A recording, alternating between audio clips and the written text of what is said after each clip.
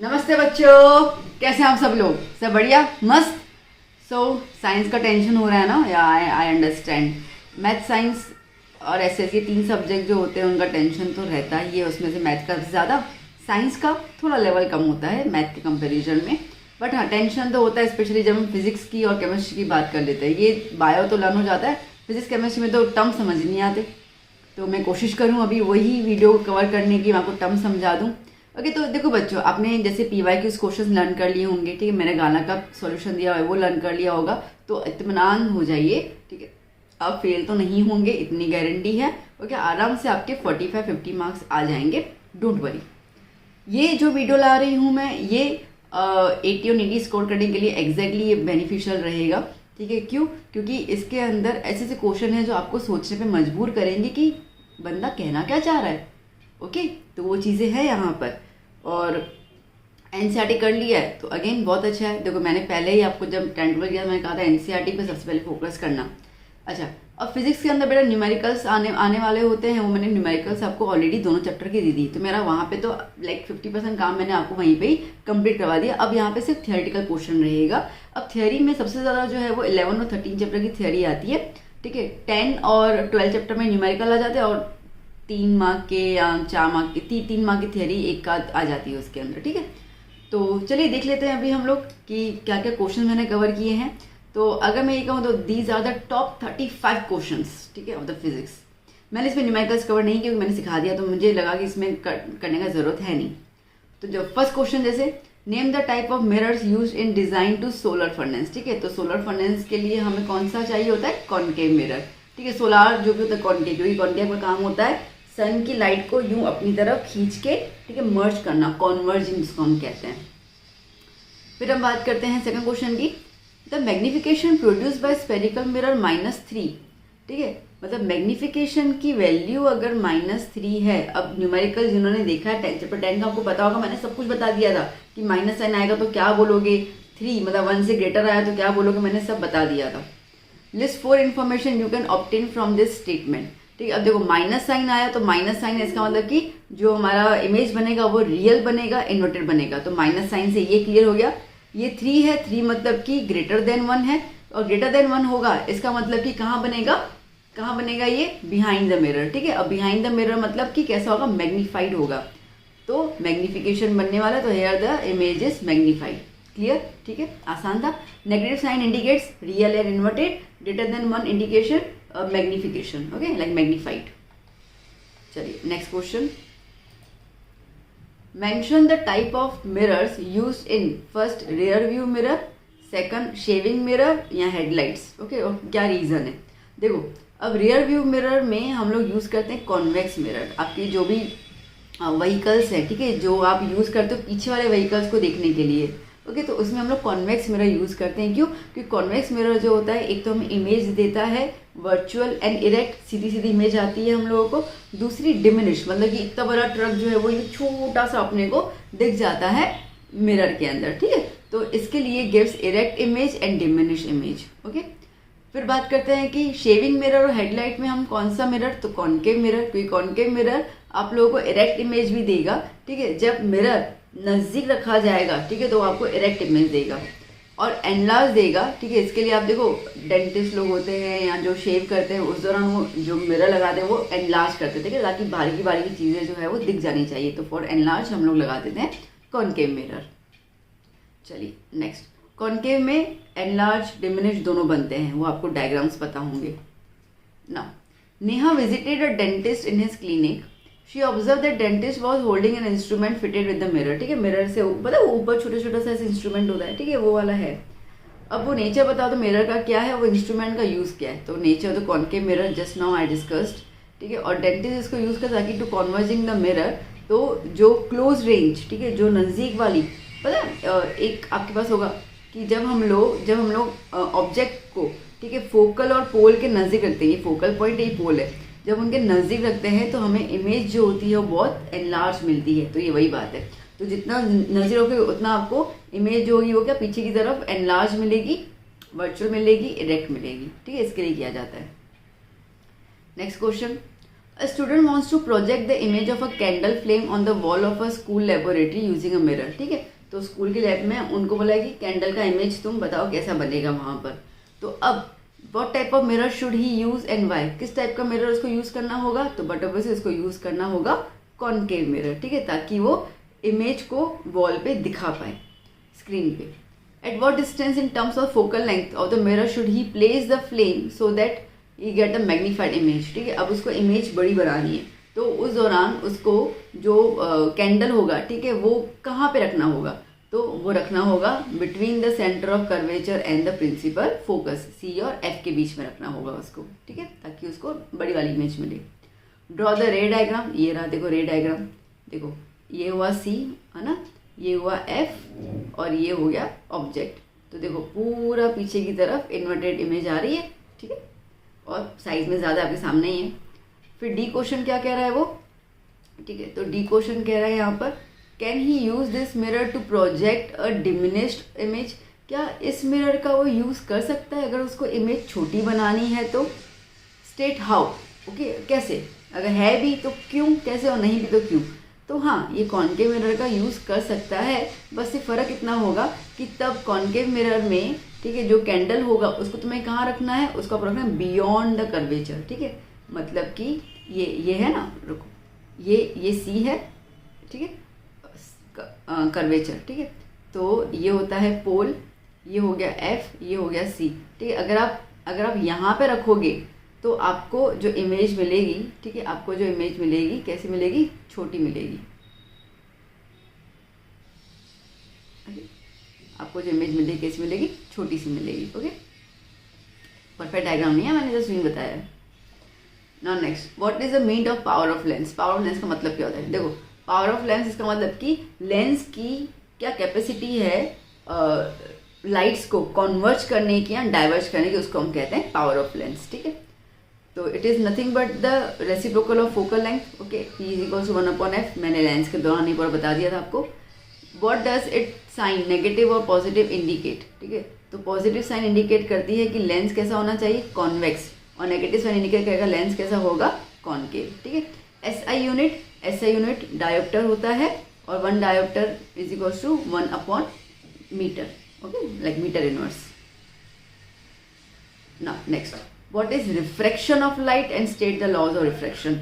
Refraction क्या होता है? देखो, जब ये अपना मीडिया है, ठीक है, तो जब लाइट आती है और आने के बाद जब वो दूसरे मीडियम में जाएगी तो बेंड हो जाएगी थोड़ी सी. ठीक है, तो बेसिकली ऑब्लिकली जब लाइट ट्रैवल करती है from one medium to another medium, the direction of propagation of light, ठीक है, लाइट को ट्रैवल करने का जो डायरेक्शन होता है सेकंड मीडियम के अंदर, वो बदल जाता है. आप देख सकते हो, मैंने यूं नहीं किया. ठीक है, मैंने यहाँ पे लाके इसको थोड़ा सा नजदीक कर लिया, डायरेक्शन चेंज कर लिया. तो ये डायरेक्शन चेंज करने की जो फिनोमेना है उसको हम कहते हैं रिफ्रैक्शन ऑफ लाइट. नाउ इसके लॉज बता दो. तो सबसे पहला तो बहुत आसान है, इंसिडेंट रे, रिफ्रैक्टेड रे और नॉर्मल, ये तीनों एक ही प्लेन में लाई करेंगे. ओके, दूसरा जो रेशियो होता है sine of angle of incidence. Okay, ये रहा sine angle i upon sine angle r is equals to क्या होता है? कांस्टेंट होता है. और ये हमें लॉ किसने दिया था? स्नेल्स लॉ ने दिया था, मतलब स्नेल्स ने दिया था, which is known as Snell's law of refraction. ये दो होते हैं.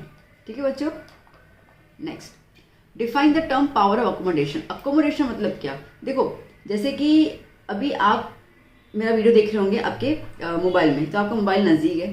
ठीक है, इतने में मम्मी वहाँ पे आई, मम्मी ने बुलाया, तो आपने क्या किया? यूँ नज़र थी आपकी और यहाँ पे सीधा आगे देख रहे हो, मतलब कि क्लोज भी देख रहे हो, दूर भी देखा, इंस्टेंट. ठीक है, तो ये जो लेंस की जो कैपेसिटी होती है, ओके, फटाफट से अपने आप को एडजस्ट करके क्लियर इमेज देने की, उसको हम कहते हैं power of lens, power of accommodation. So the ability of eye lens to adjust its focal length, okay, that is known as power accommodation. Write the modification in the curvature of lens which enables us to see. ठीक है, तो क्या होता है? Basically बहुत simple सी बात है, ये सब होता है because of the ciliary muscles. Ciliary muscles जो होते हैं वो हमारे यहाँ पे और यहाँ पे होते हैं. ठीक है, जो खींचते हैं हमारे लेंस को. अब जब आप नज़दीक में देखते हो, ठीक है, तो वो उसको खींचते हैं, तो वहाँ पे फोकस क्लियर करते हैं. जब दूर देखते हो तो उसको ढीला छोड़ देते हैं ताकि आपका आई लेंस फोकस कर पाए. मतलब देखो, सिंपल शब्दों में बोलूँ तो पतंग तो सबने उड़ाया है, सबको पता ही है. ठीक है, तो पतंग में क्या होता है? जब आपको पतंग को नज़दीक लाना होता है, ठीक है, तो क्या करते हो, तुम खींचते हो। ओके, जब दूर भेजना होता है, आसमान में दूर दूर दूर भेजो तो तुम क्या करो, ढील देते हो। तो वो जो तुम्हारी डोरी है ना, उसको तुम सिलेरी मसल समझ के चलो। तो जब नज़दीक है तो तुम खींचोगे, ठीक है। आज अगर ये किताब है, उसको तुम यूं करके पढ़ोगे तो तुमको यहाँ पे दुखेगा। ओके, तो ये क्यों दुख रहा है, क्योंकि सिलेरी मसल्स की वजह से उसको पकड़ के रख रहा है लेंस को कि भाई तू फोकस कर, ठीक है, फोकस कर इमेज को। ओके, इस तरीके से। और जब दूर देखते हो तो आप ढील दे रहे हो सिलेरी मसल्स को। तो इसके लिए सिलेरी मसल्स ही होते हैं जो लेंस को अकोमोडेट करवा पाते हैं। डन, क्लियर हुआ। चलिए next, a person is suffering from myopia and hypermetropia, what kind of lens can be use for the correction. देखो, मायोपिया और हाइपरमेट्रोपिया अगर दोनों से सफ़र कर रहा है तो इसका मतलब कि उसको कौन सा लेंस चाहिए, बायफोकल। कैसा लेंस चाहिए, बायफोकल, ठीक है। मतलब उसी लेंस में कॉनकेव और कॉन्वेक्स दोनों आने चाहिए। How are this lens prepare, तो ये लेंस प्रिपेयर कैसे होते हैं। तो बेसिकली जो अपर पोर्शन होता है, ठीक है, लेंस का, जैसे कि ये ऐसा है, ठीक है, तो जो अपर पोर्शन होता है वो होता है कॉनकेव एंड जो लोअर पोर्शन होता है वो होता है कॉन्वेक्स, ठीक है। तो जो लोअर पोर्शन हो गया उसको हम कहेंगे कॉन्वेक्स और अपर पोर्शन जो होता है उसको हम कहेंगे कॉनकेव, ठीक है इतना। चलिए next question. Now a person may be suffer from both myopia and hypermetropia. Okay, same question ही दे दिया मैंने, sorry. Okay, what is the condition called, तो इसको हम कहते हैं presbyopia. When does it happen, ये कब होता है, ड्यू टू द एजिंग, ठीक है। जब एज ज़्यादा लाइक ना बोलते हैं ना 40, ठीक है, ऐसे कहा जाता है कि चालिया, इसको चालिया कहते हैं, ठीक है। चालिया इसका मतलब कि 40 के बाद ये चश्मा आता ही है, तुम कितना भी अच्छा खाना पीना कर लो, कुछ भी कर लो, 99% लोगों को ये स्पेक्स आते ही हैं। तो इसको एजिंग की वजह से कहते हैं, क्योंकि तब ना सिलेरी मसल्स की फ्लेक्सिबिलिटी थोड़ी वीक हो जाती है। करेक्ट कैसे करना है इसको, तो बायफोकल, अभी जैसे हमने डिस्कस किया। Next, what I defect is myopia, तो इसको हम कहते हैं नियर साइटेडनेस। मतलब कि आपको नज़दीक तो दिखता है बट आपको दूर का नहीं दिखता है, ठीक है। अब क्लास में बहुत सारे बच्चे होंगे, ओके, जिनको स्पेक्स होगा, तो आपको पता होगा हमको दूर का नहीं दिखता है। तो दैट मीन्स कि वो जो लेंस पेन समझो, अगर मैं नॉर्मल बोलूँ तो ऑलमोस्ट जो स्कूल्स में जो आपके साथ बच्चे होंगे उनको 95% बच्चों को जो होगा वो मायोपिया ही होता है, जिनको दूर का नहीं दिखता है। ओके, और उसको हम ठीक कैसे करेंगे, उसको हम ठीक करेंगे by using the concave lens. कैसे यूज़ करेंगे, कॉनकेव लेंस ठीक करेंगे, ठीक है। ये आपको डायग्राम दिया हुआ है। तो बेसिकली क्या होता है ना, देखो ये हमारा जो फिगर है नॉर्मल फिगर है। तो रेटिना पे जब सारी की सारी लाइन्स मिलेगी तो इमेज बनेगी, कोई दिक्कत नहीं है। बट जब ये मीटिंग पॉइंट रेटिना से आगे आ जाती है तो इमेज ब्लर हो जाता है, दिखता ही नहीं है। तो उसको फिर से रेटिना पे लाने के लिए हम क्या करते हैं, हम कॉनकेव लेंस का यूज़ करते हैं, ठीक है। कॉनकेव लेंस का यूज़ करते हैं हम लोग, ताकि वो वहाँ पर मीट हो पाए। क्लियर हुआ ये इतना, ठीक है। Next question, draw a ray diagram to show the refraction of light through a glass prism. Glass prism से आपको रिफ्रैक्शन ऑफ लाइट बताना है। Mark it on A. Okay, incident ray बताना है, एमर्जेंट रे बताना है, एंगल ऑफ डेविएशन बताना है, ठीक है। देखो अब ये जो रे जा रही है, ये रे जा रही है इंसिडेंट रे, तो ये पीई जो हो गया वो इंसिडेंट रे हो गया। फिर क्या बोलो, एमर्जेंट रे जो बाहर निकल रही है, ओके, ये रे एफएस वो एमर्जेंट रे, ठीक है। फिर कह रहा है कि एंगल ऑफ डेविएशन, ये जो देखो वेट, ये जब इंसिडेंट होती है ना तो कुछ अमाउंट रिफ्रैक्ट भी होगी, ठीक है, और यहाँ पर भी अपन आगे लेते हैं। तो ये जो एंगल बनता है इसको हम लोग कहते हैं डेविएशन। तो this is the angle of deviation, ठीक है। ये जो आई आएगा ये वाला, ठीक है, that is consider the angle I, angle of incidence. Done. चलिए,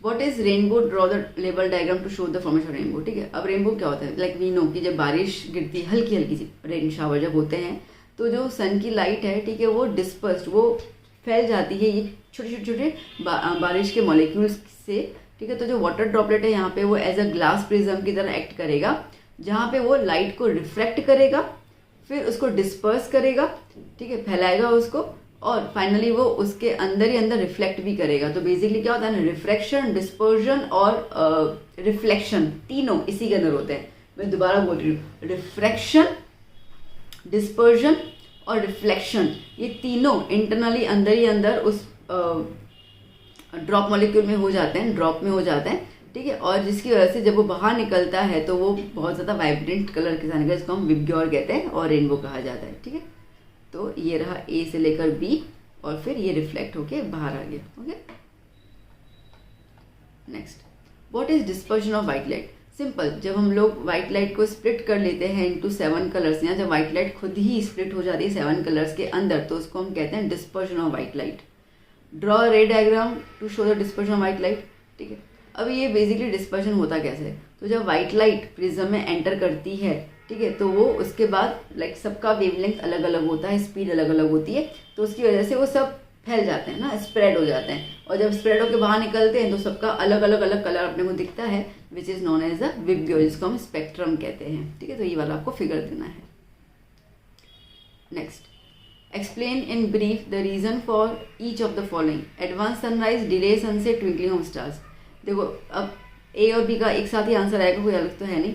अब सन जो है ना, वो हम लोगों को उसके एक्चुअल सनराइज से, ठीक है, 2 मिनट पहले दिखता है, और 2 मिनट बाद में, सनसेट के बाद 2 मिनट के बाद में वो हमें पूरा अंधेरा दिखता है।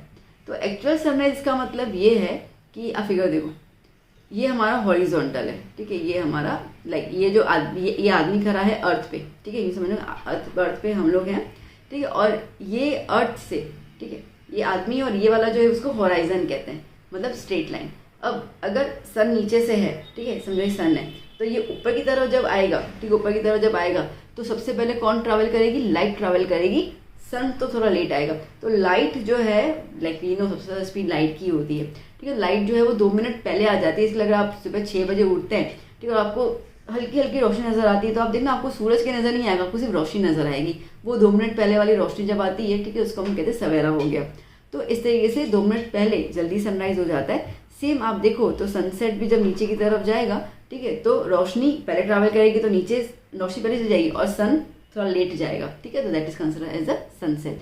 तो ये 2-2 मिनट करके 4 मिनट का पूरे दिन में डिफरेंस होता है सनराइज और सनसेट के अंदर। ठीक है, क्लियर ना? ओके, तो ये हो गया। Now next is twinkling of stars. Twinkling of stars मतलब क्या होता है? देखो, एटमॉस्फेयर रिफ्लेक्शन की वजह से, ठीक है, देखो स्टार्स हैं तो स्पेस में, ओके, तो जब ये स्टार स्पेस में है और हमें पता है कि हमारे धरती पर, ठीक है, लेयर्स हैं, एटमॉस्फेयर लेयर्स है ना, स्ट्रेटोस्फीयर, ट्रोपोस्फीयर, मीजोस्फीयर, लिथोस्फीयर से ना है लेयर्स है, ठीक है, तो जब ये लेयर्स होती हैं और जब लाइट ऊपर से आएंगी तो हमें पता है कि मीडियम चेंज हो गया। मीडियम चेंज होने की वजह से, ठीक है, ऑप्टिकल डेंसिटी रेयर मीडियम होने की वजह से क्या होती है ना, वो अपना एंगल जो है वो चेंज करती जाती है, ठीक है, अपना एंगल चेंज करती जाती हैं।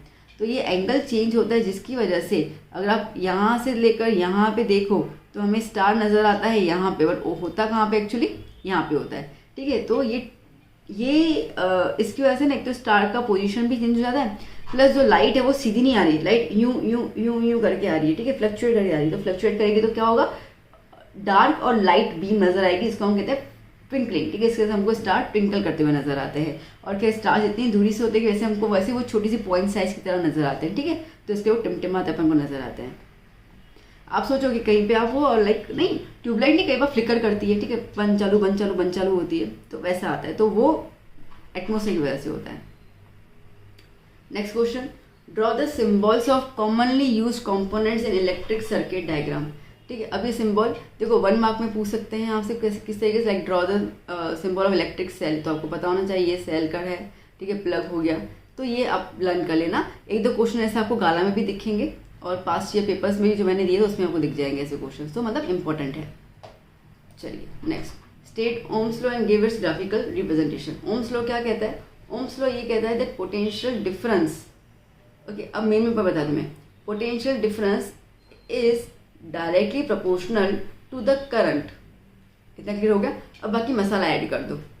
पोटेंशियल डिफरेंस मतलब कि 2 पॉइंट्स होंगी across the ends of the given metallic wire, ठीक है, मतलब कि ये मेटेलिक वायर है, ओके। तो ये 2 एंड्स में जो पोटेंशियल डिफरेंस होगा इलेक्ट्रिक सर्किट पे, ये प्रोपोर्शन होगा किसके?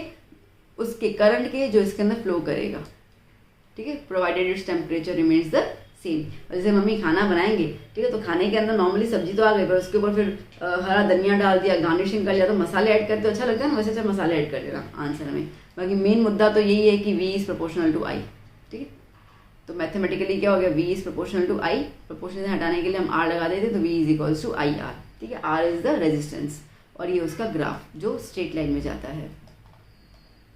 Next, define resistance, give its SI unit. Resistance जो होता है it is the property of a conductor, property, ठीक है, इट इज द, क्या मिस्टेक की मैंने, okay, it is the property of a conductor to resist the how to resist the charges of through it, ठीक है, to resist the flow of charges, okay.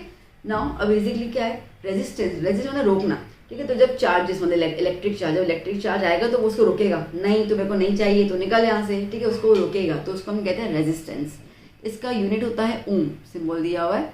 What is mean by 1 ohm resistance, तो अगर 1 ओम और resistance का मतलब क्या है, इसका मतलब ये है कि एक कंडक्टर है जिसका वोल्टेज पोटेंशियल डिफरेंस 1 वोल्ट दिया हुआ है और उसमें से 1 करंट जितना पास होता है, ठीक है, तो that is consider as the 1 volt. देखो बहुत सिंपल है, हम लोग क्या बोल रहे हैं, v is equals to I R, तो r मतलब क्या हो गया, v अपॉन आई, ठीक है। तो अगर ये v 1 वोल्ट हुआ और i 1 एम्पियर हो गया तो हम इसको 1 ओम बोलेंगे ना, बस उसी को स्टेटमेंट में बोलो, okay, that potential difference is 1 volt and the current passes through is 1 ampere, then the resistance is 1 ohm, simple. चलिए now define the resistance of a conductor, वो मैंने दे दिया ऊपर ही, it is a property to resist the flow of charges.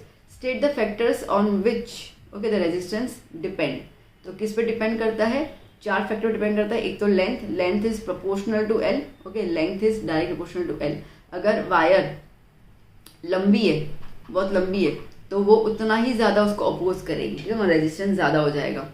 फिर आता है area of cross section is inversely proportional to 1 upon A, मतलब कि R is inverse proportional to area. Area मतलब कि मोटा हुआ पतला हुआ, अगर वायर मोटी है और वायर पतली है ना, बहुत पतली है, तो उसमें रेजिस्टेंस चेंज होगा। देखो आप अगर देखो ना आपके घर पे एसी गीजर, इनकी वायर मोटी होती है क्योंकि उसमें हमें करंट ज़्यादा चाहिए, करंट ज़्यादा चाहिए, इसके लिए क्या होता है ना, मोटा कर ले ताकि रेजिस्टेंस कम हो। बट यहीं भी अगर आप आपके घर का ये ओवन देख लो, ठीक है, आपका क्या बोलते हैं ड्रायर का वायर देखो, पतली पतली वायर होती है, पतली वायर होता है कि रेजिस्टेंस ज़्यादा, रेजिस्टेंस ज़्यादा इसका मतलब कि हीट ज़्यादा प्रोड्यूस होगी, करंट कम फ्लो होता है उसके अंदर, ठीक है, ऐसा रहता है। बाकी नेचर ऑफ द कंडक्टर पे डिपेंड करता है, कंडक्टर किस मटेरियल का है, कॉपर का, एल्यूमिनियम का, किस जिसका है वो डिपेंड करेगा। फिर साथ ही एक और क्वेश्चन भी है, क्या है, name the device which is often use to change the resistance without changing the voltage, ठीक है। अब रेजिस्टेंस आपको चेंज करना, पर वोल्टेज नहीं चेंज कर सकते हम लोग, तो उसके लिए हम लोग यूज़ करते हैं रियोस्टेट। रियोस्टेट को हम लोग कहते हैं वेरिएबल रेजिस्टेंस, जो हम लोग हमारे हिसाब से चेंजेस कर लेते हैं ड्यूरिंग द इलेक्ट्रिक करंट जैसा चाहिए। चलो next, list the advantages of connecting electrical devices in parallel and with an electric source instead of connecting them in series, ठीक है। तो हम लोग जो डिवाइसेस है उसको हम पैरेलल में कनेक्ट करना ज़्यादा पसंद करेंगे कंपेरिजन टू द सीरीज में। अब बहुत सीधी सी बात है, ठीक है, जब पैरेलल में करेंगे तो क्या हर एक डिवाइस को सेम पोटेंशियल डिफरेंस मिलेगा बैटरी से, ठीक है। इसका मतलब कि सब डिवाइसेस काम करेंगे बिना कोई फेल किए, मतलब बिना कोई प्रॉब्लम आते हुए। तो यहाँ पर ठीक है, अगर सीरीज में कनेक्ट करते हैं तो आपको पता है लाइक सीरीज के अंदर अगर एक डिवाइस खराब हो गया तो आगे करंट ही नहीं जाएगा, ठीक, करंट जाएगा नहीं तो कुछ बात ही नहीं बनती है, तो कहाँ से कोई डिवाइस काम करेगा। तो इसके लिए पैरेलल में ज़्यादा जाते हैं, सीरीज में हम लोग नहीं जाते हैं। दूसरा रीज़न ये होता है कि जो पैरेलल सर्किट होता है उसके अंदर हर एक डिवाइस का रेजिस्टेंस अलग अलग होता है, रेजिस्टेंस अलग होता है तो करंट प्राप्त करने की भी क्षमता अलग अलग होगी, ठीक है, जिसके हिसाब से जिसको जितना करंट चाहिए वो उतना करंट उनमें डिवाइड हो जाता है। जबकि सीरीज में क्या हुआ, अगर ये 3 ओमेगा है और ये 6 ओमेगा है तो ये 3 ओमेगा जितना करंट जाएगा उतना ही 6 ओमेगा से जाएगा। हो सकता है वो करंट 3 ओमेगा के लिए बहुत अच्छा हो बट 6 ओमेगा के लिए हो ही नहीं, ठीक है, तो ओम, तो इसके लिए वो रेजिस्टेंस फ्लिकर करेगा या काम ही नहीं करेगा, ओके, तो ये भी रीज़न हो सकता है। तो इसके लिए सीरीज कनेक्शन हम लोग ऑलमोस्ट अवॉइड करते हैं। Now next, right joules law of heating. अब जूल्स लॉ ऑफ हीटिंग मतलब क्या है कि हीट जो है वो प्रोड्यूस किया जाता है इन द 3 फैक्टर्स। सबसे पहले it is directly proportional to the square of the current for a given resistance, ठीक है, तो heat proportional to I square. फिर सेकंड का बोला है directly proportional to the resistance R and directly proportional to the time T. तो H is equals to I square R T, formula हमने use किए थे न्यूमेरिकल्स में, बस वही बता रहा है, ठीक है। Now next, explain the use of electric fuse and what type of material is used for the fuse wire and why. देखो इलेक्ट्रिक फ्यूज जो होता है वो हमारे सर्किट्स को प्रोटेक्ट करता है। अगर ज़्यादा कभी करंट आ जाता है, ठीक है, तो वो हाई इलेक्ट्रिसिटी को फ्लो करने से रोकता है, वो खुद मेल्ट हो जाता है तो कनेक्शन तोड़ देता है, कनेक्शन तोड़ देता है तो हमारे सर्किट्स के पास करंट पहुंचता ही नहीं है, ठीक है, जिसकी वजह से क्या हो जाता है कि हमारे करंट शॉर्ट सर्किट की वजह से खराब लाइक नहीं फट जाना या डिस्ट्रॉय हो जाना उससे बच जाते हैं। तो ये मेन उसका रहता है। अब फ्यूज वायर बनती किससे है, ठीक है, तो वो मेटल या नॉर्मली अलॉय से बनता है जिसका एक प्रॉपर मेल्टिंग पॉइंट होना चाहिए, जैसे एल्यूमिनियम, कॉपर, आयरन, लेड ऐसे कुछ आते हैं, ठीक है ना। अब इनका मेल्टिंग पॉइंट क्या होना चाहिए, लो होना चाहिए, मेन हमें वो ध्यान देना होता है, ठीक है। मेल्टिंग पॉइंट लो होगा तो जल्दी से वो पिघल जाएगा और करंट को आगे नहीं जाने देगा। Why is tungsten use for making bulb filaments of the lamps, ठीक है, टंगस्टन को क्यों यूज़ करते हैं, क्योंकि वो बहुत स्ट्रॉन्ग मेटल होता है, उसका मेल्टिंग पॉइंट बहुत हाई होता है, ठीक है, और उसके साथ क्या वो बहुत ज़्यादा हाई एनर्जी रिलीज करता है, जिसकी वजह से हम लोगों को पूरा बल्ब चमकता हुआ ग्लो करता हुआ नजर आता है।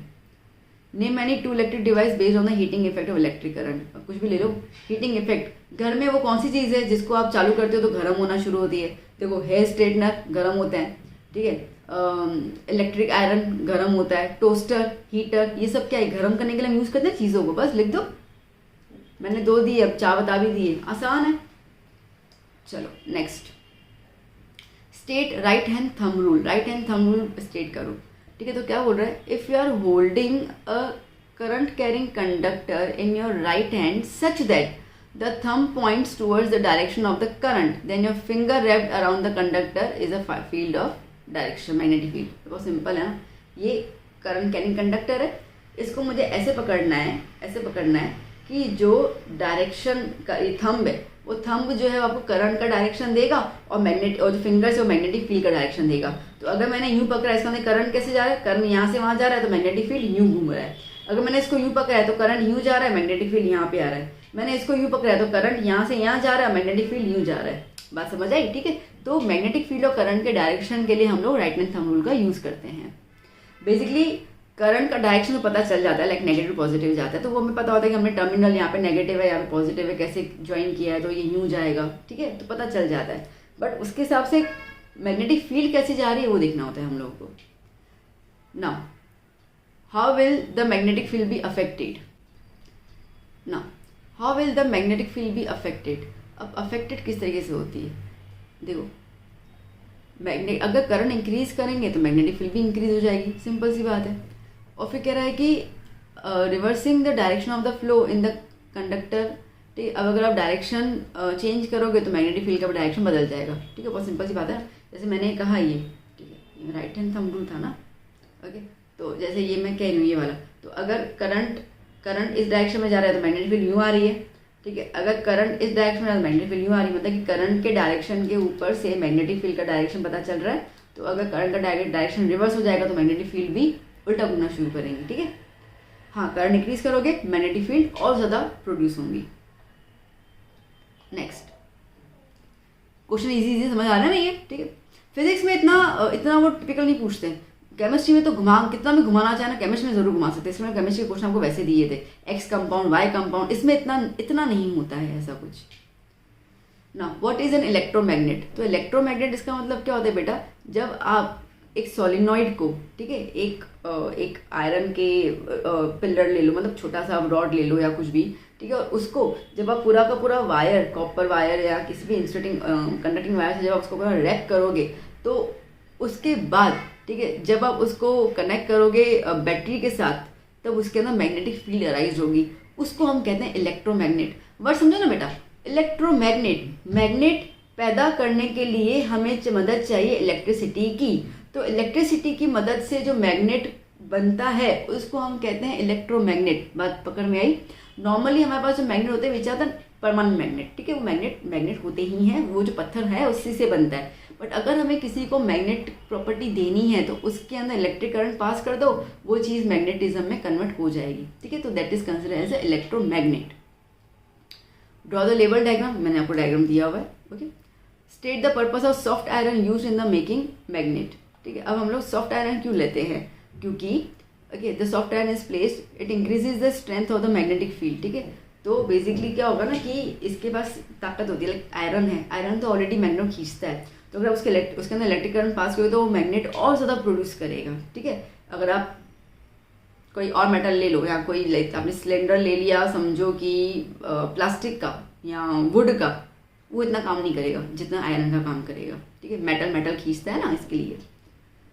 फिर आता है नेक्स्ट क्वेश्चन, क्या है, list 2 ways of increasing the strength of electromagnet, ठीक है। अब क्या 2 तरीके हैं।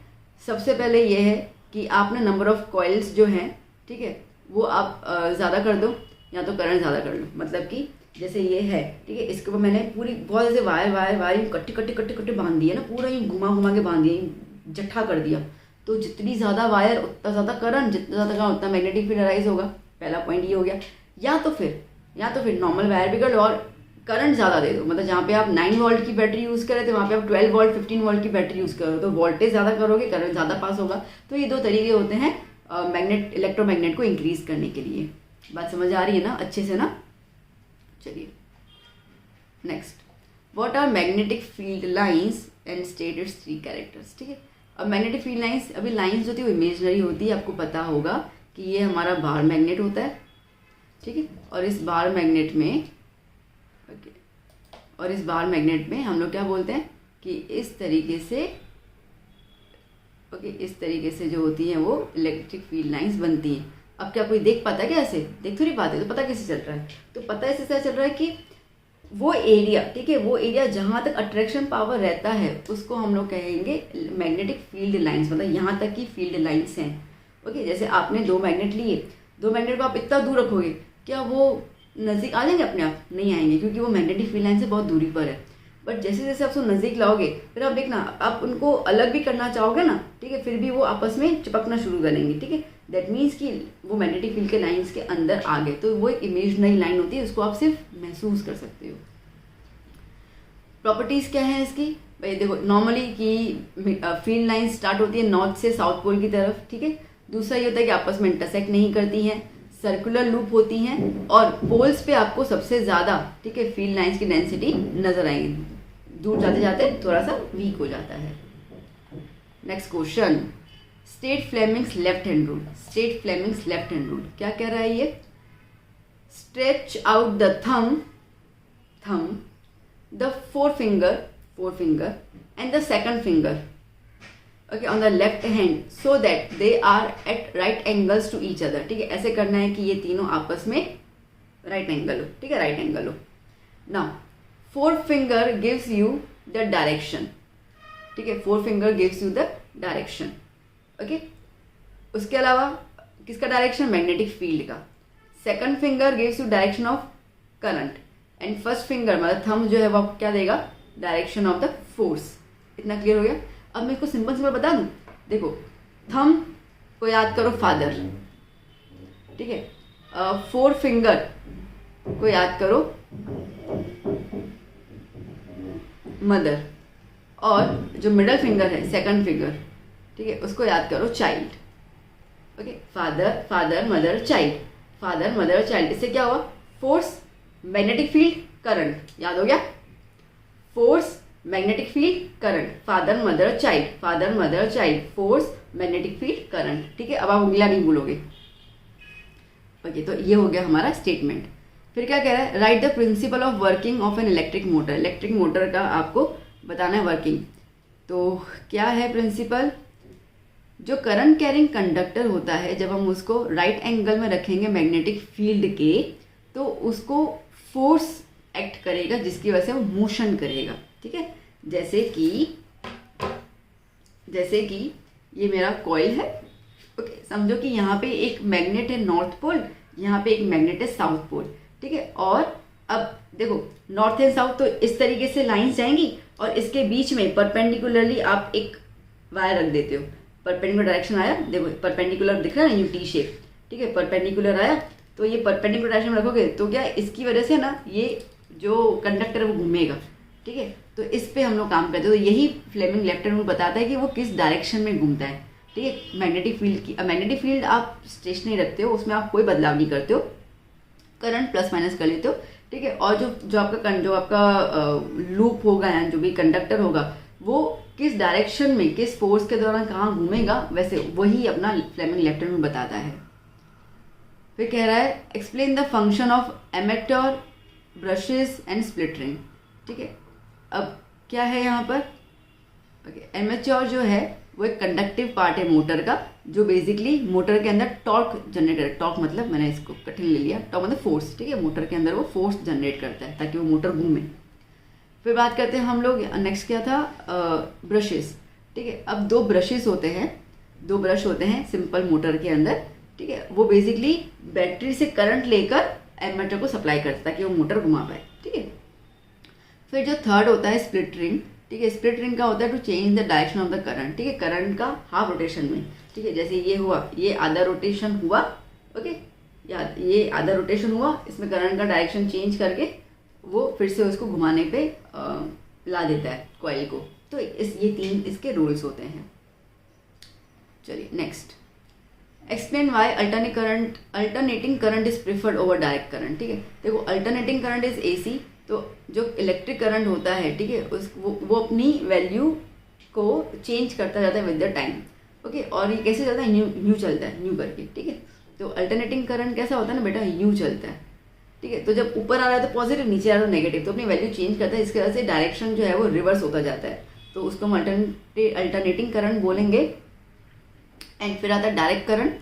तो डायरेक्ट करंट जो होता है वो कांस्टेंट होता है, जैसे आप लैपटॉप में बैटरी लगा के रखते हो, मोबाइल की बैटरी चार्ज करते हो, तो वो डायरेक्ट करंट, ठीक है, वो बिल्कुल उसमें कोई चेंज नहीं आता। जितने वोल्टेज का बैटरी होगा आपका, ठीक है, उतना ही वोल्टेज का आपको करंट वो पास करेगा, उस हिसाब से, तो आप उसमें चेंजेस नहीं कर सकते हो। That is considered direct current. AC current जो है वो बहुत लंबे डिस्टेंसेस तक ट्रैवल करवा सकते हैं, जबकि डायरेक्ट करंट नहीं होता है। इसके लिए प्रेफरेबल ये होता है कि हम लोग AC करंट, तो आपके घर पे जितना भी लाइट वगैरह चल रहा है वो because of the AC current, okay. और आप जो अपने घर पे अप्लायंसेस यूज़ करते हो, स्पेशली जब हम बैटरी का यूज़ करते हैं, ठीक है, अलग से चार्जिंग मटेरियल, तो उसको हम लोग डायरेक्ट करंट बोलते हैं। Next question, mention and explain the function of an earth wire. Earth wire का फंक्शन बता दो, why it is necessary for the metallic appliances, ठीक है। तो अर्थ वायर जो है उसका बेसिकली फंक्शन क्या होता है, देखो, तो जितने भी इलेक्ट्रिक अप्लायंसेस हैं हमारे घर में, प्रेस हो गया, हीटर हो गया, टोस्टर हो गया, रेफ्रिजरेटर हो गया, सब कुछ ना, उनकी पूरी की पूरी बॉडी मेटल से बनी है। अब मेटल हमको पता है, they are the good conductor of electricity, no doubt, ठीक है। तो अब कई बार क्या होता है ना, कई बार ऐसा होता है कि अगर हम उसको टच करते हैं तो हमें कई बार करंट आता है, थोड़ा हल्का हल्का भी शॉक लगता है हम लोगों को, ठीक है। वो रीज़न इसके लिए क्योंकि यहाँ पर, ठीक है, हम लोग ना सेम वोल्टेज पर या सेम पोटेंशियल पर हम लोग हर एक अप्लायंसेस को चलाना शुरू करते हैं। अब जैसे कि ये मेरा मोबाइल है, ठीक है, मेरा लैपटॉप है, टीवी है। लैपटॉप का इतना ज़्यादा करंट कैरी करने की कैपेसिटी नहीं होगी जितनी टीवी की होगी, बात समझ आई। बट जब मैंने लैपटॉप को हाथ लगाया तो मेरे को करंट आया, क्यों, क्योंकि उसके अंदर इलेक्ट्रिक करंट ज़्यादा है, उसकी कैपेसिटी के हिसाब से करंट ज़्यादा फ्लो हो रहा है, इसके लिए वो करंट बाहर जा रहा है, जो मेरे को टच किया उसने, मेरे को इलेक्ट्रिक शॉक लगा। इतना क्लियर हुआ। अब इस करंट का ज़्यादा फ्लो करना तो ज़रूरी है, वरना पता चला लैपटॉप बस्ट हो जाएगा, मेरा डिस्ट्रॉय हो जाएगा, ठीक है, पूरा लाइक इतना अप्लायंस होगा तो अंदर पूरे अप्लायंसेस जो है वो ख़राब हो जाएंगे, तो क्या करने का मेरे को, तो इसके लिए हम लोग लगाते हैं अर्थ वायर, ठीक है। अर्थ वायर क्या होता है ना, आपने पता है आपके घर पे आप जहाँ पे बैठे होंगे ना बेटा, आप स्विच देखना, आपको ऐसे स्विच होते हैं 1 2 3 4, और ये ऊपर वाला थोड़ा बड़ा होता है, ओके। ये जो ऊपर वाला होता है ना, यही कनेक्शन होता है अर्थ वायर का। यहाँ से ग्रीन कलर की वायर सीधा ज़मीन पे लाके बरीड की जाती है, बिकॉज अर्थ लाइक जो सॉइल होता है it is non conductor, like poor conductor. तो जो एक्स्ट्रा कभी कोई करंट फ्लो होता है तो वो अर्थ वायर उसको चूस लेती है और ज़मीन के अंदर डाल देती है, सो दैट हमारा अप्लायंसेस खराब ना हो, सो दैट हमें कोई शॉक ना लगे, ठीक है। इसके लिए अर्थिंग वायर आपके हर एक, जितने भी स्विच बोर्ड आपके घर पे होंगे ना, सबके साथ अर्थिंग वायर जो है कनेक्टेड होती ही है, ओके। चलिए next, give reasons. It is dangerous to touch the live wire of the main supply then neutral wire. अब लाइव वायर जो है वो 220 वोल्टेज के साथ कनेक्ट होती है, जबकि न्यूट्रल वायर का 0 वोल्ट होता है। अब इतने हाई पावर वोल्टेज में करंट भी तो हाई फ्लो करेगा, तो जब तुम टच करोगे तो तुमको करंट आएगा, सीधी सी बात है, ठीक है। इसके लिए वो जब नहीं वो बॉम्ब डिफ्यूज़ करने वाले जो होते हैं वो बहुत ध्यान से लाइव वायर को काटते हैं, ठीक है। फिर in house hold circuit parallel combination is used, और मैंने आगे बता ही दिया था, ठीक है, क्योंकि पैरेलल कॉम्बिनेशन में सबको सेम वोल्टेज मिलता है और करंट डिफरेंट होता है, तो हर एक अप्लायंसेस को उसके हिसाब से करंट जो है वो डिवाइड होकर मिल जाता है। तो दूसरी बात कि अगर कोई रजिस्टर कोई अप्लायंस फेल भी हो गया काम करना तो बाकी सारे अप्लायंसेस को उससे कोई फर्क नहीं पड़ता है, ठीक है। That's what is safe. Using fuse in a house hold circuit is important, ये सेफ्टी डिवाइस होता है और ये प्रोटेक्ट करता है हमें शॉर्ट सर्किट से और ओवरलोडिंग से, ठीक है। कुछ समझ में आ रहे हैं ना, इजी अच्छे क्वेश्चन है। Next, draw schematic diagram of the common domestic circuit showing the earth wire, main fuse, meter और डिस्ट्रीब्यूशन। अभी ये वाला फिगर मैंने दिया हुआ, इसका फिगर आपको टेक्स्ट में मिल जाएगा अच्छे से, ठीक है। तो बेसिकली ये न्यूट्रल वायर, ये लाइव वायर, ठीक है। अर्थ वायर जो है ना वो बेसिकली यहाँ से देखो, अर्थ वायर यूँ मेन कनेक्शन अर्थ पे आ गया, ठीक है, यहाँ से जाती है अर्थ वायर ऐसे करते, और बाकी सारे को सप्लाइसेस दिए हुए हैं। Now distinguish between short circuiting and overloading, ये फिगर देख लेना अच्छे से बच्चा।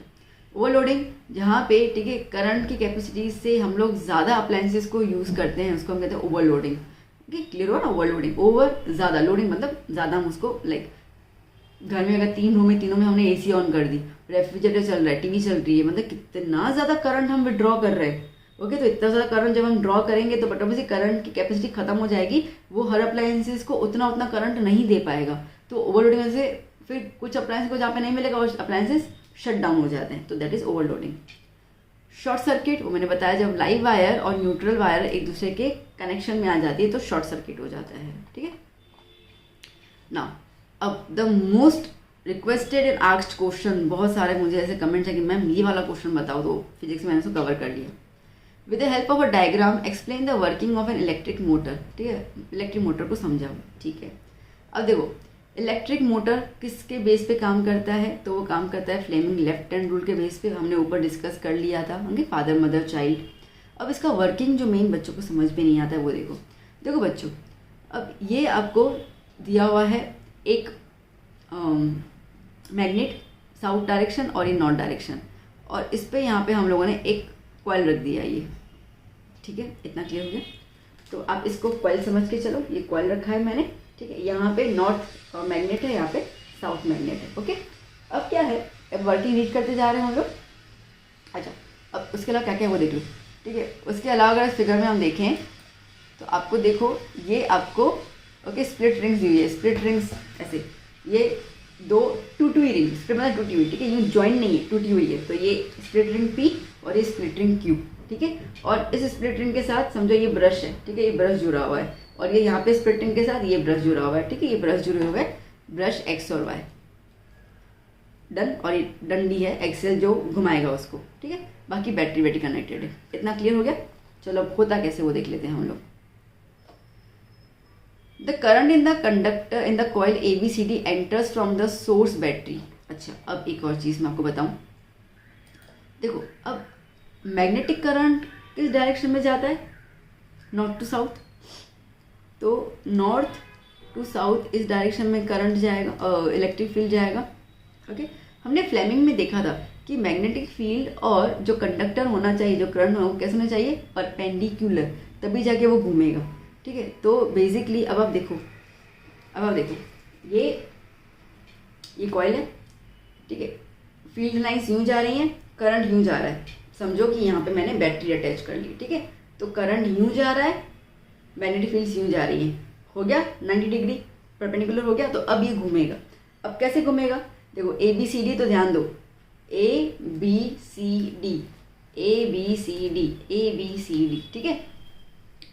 अब ये वाला जो है BC, फिगर भी साथ साथ देखते जाओ, ठीक है, ये जो BC है और ये AD है, ये दोनों मैग्नेटिक फील्ड के पैरेलल है ना, ठीक है। ये BC, मैंने क्या बोला, मैग्नेटिक फील्ड यूँ जा रही है, ठीक है। थोड़ा दिमाग में विजुलाइज करते जाओ, give yourself N imagination power, ठीक है। तो मैग्नेटिक फील्ड लाइन यूँ जा रही है और ये जो कॉइल है, ये वाला जो पार्ट है और ये वाला पार्ट, वो उसके पैरेलल में है, तो पैरेलल में तो घूमने वाला है नहीं, मतलब कि हमें इफेक्ट कहाँ देखने को मिलेगा, हमें इफेक्ट यहाँ देखने को मिलेगा, ये AB पे और ये CD पे, मतलब घूमेगा तो ये घूमेगा, ये नहीं घूमने वाला, ठीक है, ये घूमेगा। इतना क्लियर हो गया। चलो now the current in the coil ABCD enters from the source battery through the conducting wire brush and flow back to the wire, ठीक है। अब बेसिकली यहाँ पे करंट पहुँचाएगा कौन, एक्स पहुँचाएगा। एक्स और वाई ब्रशेस का काम होता है करंट को पहुँचाना कॉइल की तरफ, ठीक है। तो उसने करंट को पहुँचाया यहाँ पे, ओके। तो जैसे करंट यहाँ पे आया, फिर यूँ घूम घूम के फिर वाई के पास चला गया, ठीक है। ये एक्स है, करंट यहाँ पे आया, इसको घुमा के वो ये वाई है, वाई से बाहर निकल गया, ठीक है। तो एक्स और वाई का काम होता है करंट को पहुंचाना और निकालना ना, ओके। अब जो करंट है वो फ्लो करेगा from arm A to B and then C to D, ठीक है। A to B और फिर C to D, इतना क्लियर। चलो, फ्लेमिंग लेफ्ट हैंड रूल के हिसाब से the force acting on the arm AB pushes it downwards, okay. वो उसको डाउन की तरफ पुश करेगा। देखो भी बेटा, फ्लेमिंग लेफ्ट हैंड रूल ना, मेरा लेफ्ट हैंड ये रहा, ठीक है। Thumb done, okay. अब क्या हो रहा है, देखो ये thumb force, okay, father mother. अब मदर तो इस तरफ है, मतलब पैदल जा रही है, इस तरफ जा रही है, ठीक है, ओके। अब डायरेक्शन ऑफ द करंट कहाँ है, ओके।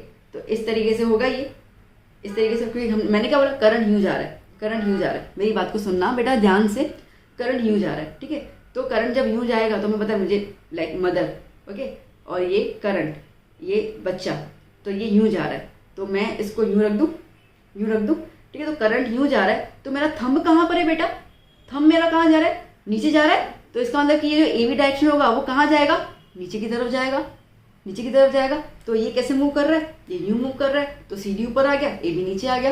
बात समझ आई, ओके। आगे रीड करते हैं। While the force acting on CD pushes it upwards, ठीक है। Thus the coil and the axle rotate in anti-clockwise. तो इसको हम कैसे बोलेंगे, इसको हम कहते हैं anti-clockwise घूम रहा है वो, ठीक है। Now due to the action of the split ring, the commutator at the half rotation split ring P and Q change their location. अब ये मैंने कहा था ये स्प्लिट रिंग है, ये स्प्लिट रिंग है, ठीक है। तो क्या होता है ना, जब ये यूँ घूमता है, ठीक है, जब ये यूँ घूमता है तो देखो ये वाला हाथ मेरा यहाँ पे आ गया, ये वाला हाथ मेरा यहाँ पे आ गया, मतलब कि ये P जो है वो यहाँ हो गया और ये Q जो है वो यहाँ पे आ गया, ठीक है। तो P और Q जो होते हैं अपना पोजीशन चेंज कर लेते हैं। अब स्टार्टिंग में ये स्प्लिट रिंग है, ये ब्रश X है, ये X किसको करंट दे रहा था, PQ को, ठीक है। अब जब ये चेंज हो गया, ठीक है, अब जब ये चेंज हो गया तो अब ये स्प्लिट रिंग किसको करंट देगा, किसको देगा वो, ठीक है। पहले P को दे रहा था, अब किसको देगा, Q को देगा, ठीक है। तो इस तरह के चेंजेस हो जाते हैं। As a result current begins to flow. अब क्या होगा, जैसे ये हुआ, ठीक है, तो ये यहाँ पे आ गया, अब करंट फिर से फ्लो करना शुरू करेगा। अब कैसे शुरू करेगा, अब DCBA से, ठीक है। तो कैसा हो गया, DCBA। अब क्या होगा, ये AB था ना, कहाँ गया, नीचे गया। अब AB किसकी जगह पे आ गया, CD की, ठीक है। ये CD कहाँ कैसे मूव कर रहा था, पहले ऊपर की तरफ, तो भी ये AB कैसे मूव करेगा, ऊपर की तरफ। तो अब ये AB ऊपर की तरफ जाएगा, तो now AB pushes upward and CD pushes downward, ठीक है। सो इस तरीके से कॉइल जो है वो पूरा हाफ रोटेशन कर लेता है। Now this reversing the direction of the current direction which is repeated half rotation. इसके लिए कॉइल जो है, ठीक है, कॉइल जो है वो इस तरीके से कंटिन्यूसली घूमना शुरू करती है, ठीक है। इससे पूरा कंटिन्यूशन रहता है। अब पता चला मोटर कैसे काम करती है। जो बच्चों ने मुझे डाउट पूछा था, आई होप कि मैंने आपको ईजी तरीके से आपको एक्सप्लेन किया कैसे वो काम करता है, ठीक है। कहाँ पे मोटर कहाँ पे होता है, फैन हो गया, मिक्सर ग्राइंडर हो गया, ठीक है, वॉशिंग मशीन हो गया, पंप, सब में तो काम आता ही है। तो लिख देना 3-4 example. Now next explain underlying the principle and working of the electric generator, ठीक है। बात करें हम लोग जनरेटर की, और एक्स और वाई आई मीन ब्रशेस का फंक्शन बताना है। सेम फिगर है, सब कुछ सेम है। फिगर में क्या चेंज है वो देख लेना। यहाँ पे पूरी की पूरी रिंग है, देखो पहले कैसे थी, ऐसे स्प्लिट बताई ना मैंने, आधी, ठीक है। अब कैसे ये पूरी है, ये एक पूरी रिंग, ठीक है, ये एक पूरी रिंग और ये दूसरी पूरी रिंग, ये दो है, समझो। इसको मैंने यूं और यूं पकड़ के रखा हुआ है, ठीक है। तो ये एक पूरी रिंग है, दूसरी पूरी रिंग, ये हो गया। इसके अंदर हम लोग बैटरी नहीं यूज़ करते, तो आप देखो गैल्वेनोमीटर लिखा हुआ है, G लिखा हुआ है। गैल्वेनोमीटर का काम होता है, क्या काम होता है, मैंने पहले ही कभी बताया हुआ है, बहुत इंपॉर्टेंट है, to detect the presence of current, ठीक है, करंट के प्रेजेंस को चेक करना। Done, okay. Ring R1 R2 है यहाँ पर, ओके। चलो, अब जनरेटर किस पे काम करेगा, on the principle of electromagnetic induction, मतलब कि इलेक्ट्रोमैग्नेट जहाँ पे हम रखते हैं, ठीक है, मतलब कि मैग्नेट में इलेक्ट्रिसिटी डालते हैं और उस हिसाब से वहाँ पे रोटेशन होता है। When a coil is rotate between the magnets, अब आपके सामने है, ठीक है, ये 2 मैग्नेट है और इसके बीच में कॉइल रखा हुआ है, वो रोटेट करेगा। वो जब रोटेट करेगा तो उसके अंदर एनर्जी फॉर्म होगी और वो एनर्जी जो है आपको करंट के तौर पे मिलेगी। ये आपको देगा फ्लेमिंग्स का राइट हैंड रूल, ठीक है, सेम ही है, बस राइट हैंड आ गया इसके अंदर, ठीक है। और वर्किंग कैसा होगा, फिगर में दिया एक्सेल, मतलब जो पाइप है, ठीक है, वो अटैच है 2 रिंग्स के साथ, ठीक है, 2 रिंग्स के साथ अटैच है। ओके, ए बी जो है वो काम मूव करेगा। अब देखो ज़्यादा इतना सोचो, एक चीज़ याद करो, मोटर याद किया तो जनरेटर, अच्छा मोटर में ए बी कहाँ मूव कर रहा था, डाउन, तो जनरेटर में ए बी कहाँ मूव करेगा, ऊपर, लाइट। देखो हाथ ही चेंज हो गया ना, ठीक है, पहले लेफ्ट हैंड था, अभी राइट हैंड के हिसाब से तो डायरेक्शन चेंज हो जाएगा, ठीक है। तो ए बी कहाँ जाएगा, ए बी ऊपर की तरफ जाएगा और सी डी जो है वो नीचे की तरफ जाएगा, ओके। और ए बी सी डी इस तरीके से क्लॉकवाइज में, उसमें कहाँ रोटेट कर रहे थे, एंटी क्लॉकवाइज, इसमें कहाँ रोटेट कर रहे हैं, क्लॉकवाइज में रोटेट कर रहे हैं, ठीक है, मतलब इस तरीके से, ओके, इस तरीके से रोटेट कर रहे हैं, ओके। बस खत्म, इतना ही लिख देना, बाकी ज़्यादा खास कुछ आएगा नहीं है, सब टेंशन मत लो।